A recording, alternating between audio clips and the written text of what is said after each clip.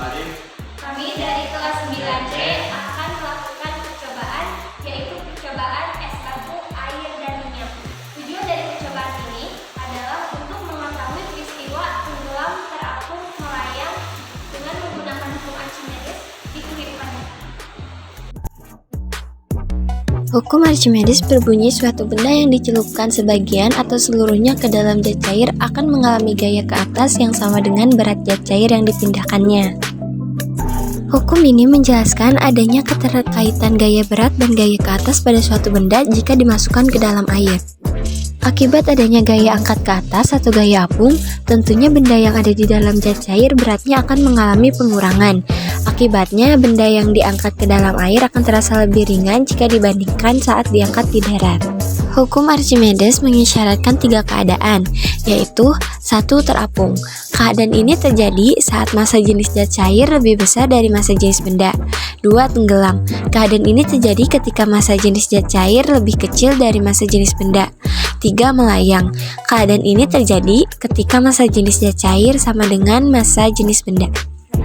Alat dan bahannya yaitu air, 3 gelas kosong, minyak, dan es batu.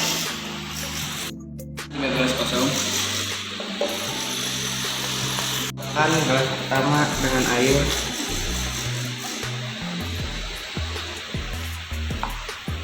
Lalu gelas kedua isi air setengah dengan minyak setengah.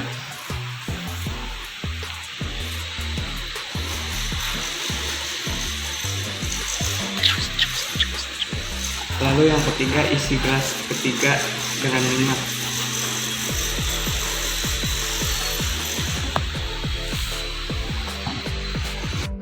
Masing-masing gelas dengan 1 es batu.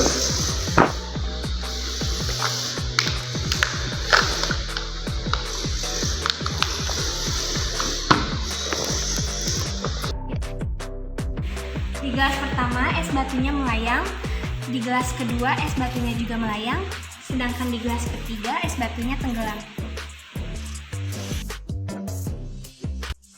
Kesimpulan dari percobaan ini adalah es batu yang berada di air akan melayang. Ini terjadi karena massa jenis zat cair sama dengan massa jenis benda. Es batu yang berada di air dan minyak akan melayang. Ini juga terjadi karena massa jenis zat cair sama dengan massa jenis benda. Sedangkan es batu yang berada di minyak akan tenggelam. Ini terjadi karena massa jenis zat cair lebih kecil dari massa jenis benda.